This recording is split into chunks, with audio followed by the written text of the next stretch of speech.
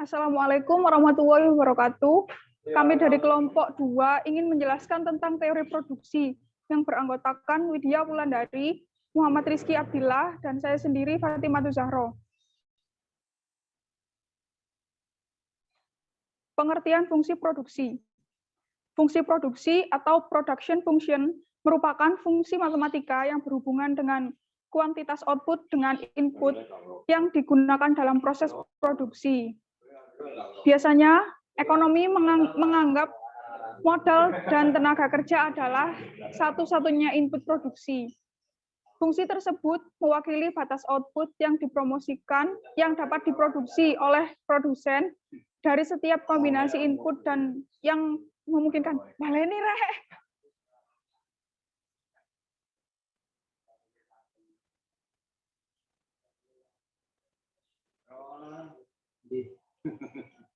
Ini karena di rokok di aku tetap syukur aku.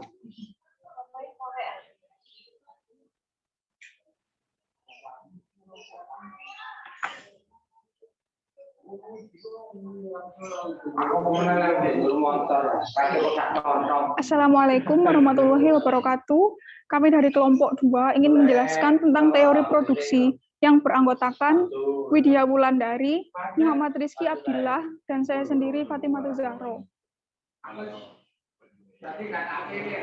Selanjutnya, pengertian fungsi produksi.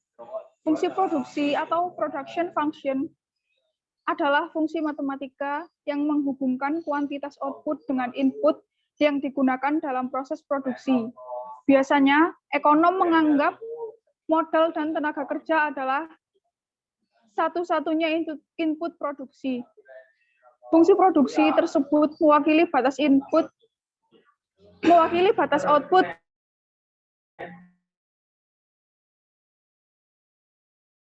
yang dapat memproduksi organ. Fungsi ini berguna untuk menentukan berapa banyak output yang harus mereka hasilkan, mengingat harga suatu produk.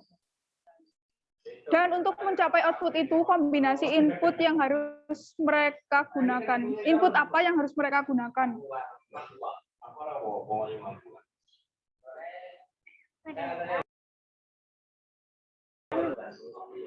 Para pelaku ekonomi membagi fungsi produksi menjadi 2, yaitu jangka pendek dan jangka panjang. Jangka pendek adalah periode waktu di mana dua kondisi terjadi. Yang pertama, perusahaan beroperasi di dalam skala tetap untuk memproduksinya. Karena skala produksinya tetap, sehingga ada input atau faktor produksi yang bersifat tetap.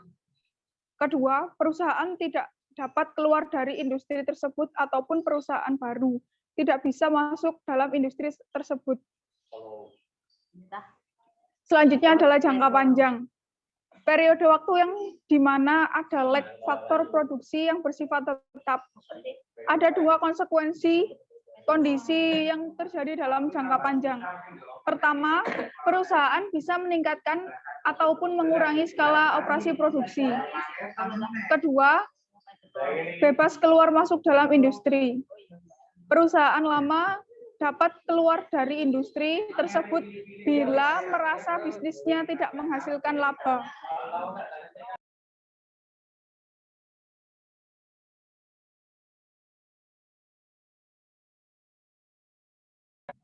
Selanjutnya adalah persamaan umum untuk fungsi produksi. Persamaan umum untuk fungsi produksi adalah Q sama dengan F atau KL, di mana Q adalah jumlah output. L adalah tenaga kerja dan K adalah modal. Contoh, Q sama dengan K plus L.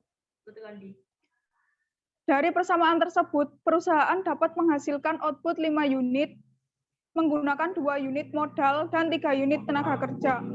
Ketika tenaga kerja ditingkatkan menjadi 5 unit, output meningkat menjadi 7 unit, dan 2 unit meningkat. Selanjutnya, ketika modal ditingkatkan menjadi 5 unit, output meningkat sebesar 8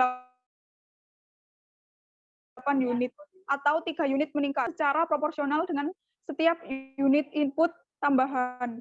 Di bidang ekonomi, kami menyebutnya skala pengembalian konstan.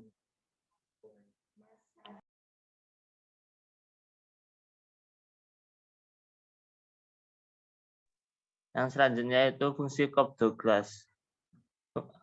Yang dimana Y sama dengan A alfa kali L beta, di mana A mewakili faktor total TFP yang mengukur faktor di luar tenaga kerja dan modal yang berkontribusi terhadap perubahan output. Ekonomi menyebutnya sebagai faktor dalam peningkatan teknologi. Sementara itu, alfa mengacu kepada elastisitas output modal, dan beta mempresentasikan elastisitas output dari tenaga kerja. Pengertian sistem produksi. Sistem produksi adalah satu susunan kegiatan ataupun elemen yang semuanya saling berhubungan untuk mencapai tujuan akhir.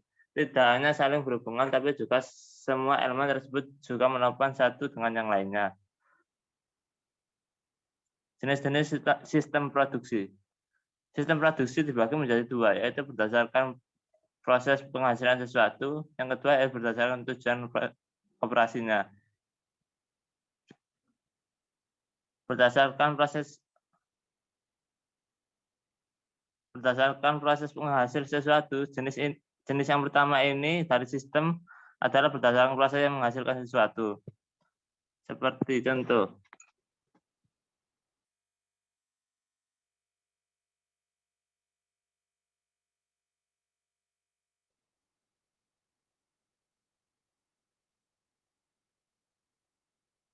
Bisa dibilang ini adalah proses yang menghasilkan sebuah output. Dalam jenis yang satu ini akan dibagi lagi menjadi dua bagian yang didasarkan pada waktu prosesnya. Seperti contoh bisa disebut juga dengan proses produksi yang sifatnya berlanjut atau continue.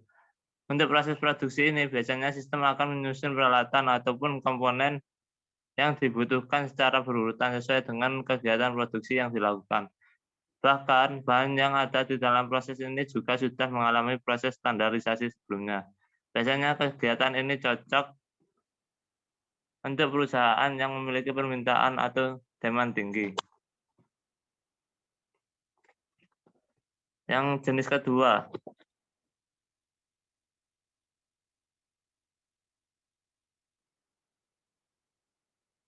yaitu berdasarkan tujuan operasi. Jenis yang kedua dari sistem ini adalah berdasarkan tujuan dari operasinya. Kali ini penjabarannya jauh lebih luas lagi jika dibandingkan dengan jenis yang sebelumnya, sehingga pembahasannya akan dibagi berdasarkan subjenisnya itu sendiri.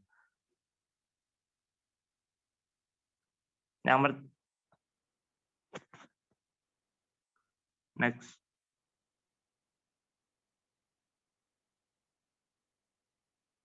Yang selanjutnya itu tujuan sistem produksi. Tujuan dibuatnya sistem ini adalah memenuhi kebutuhan perusahaan. Yang pertama yaitu memenuhi kebutuhan perusahaan. Untuk memenuhi kebutuhan dari perusahaan tersebut, di mana kebutuhan tersebut bisa berupa barang hasil produksi. Dengan adanya sistem produksi seperti ini, kegiatan produksi bisa berjalan dengan lancar dan semua barang produksi yang dibutuhkan bisa dibuat sesuai dengan pesanan. Yang kedua yaitu memperhitungkan modal.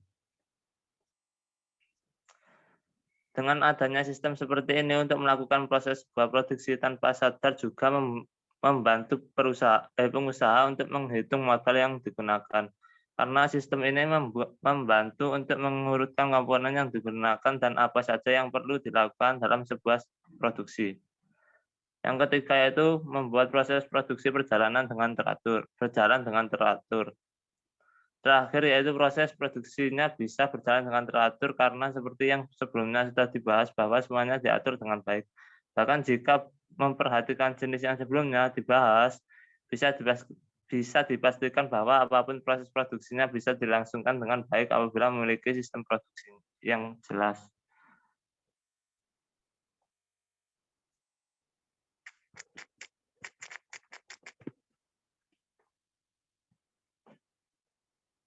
Yang selanjutnya akan dijelaskan oleh Mbak Widya.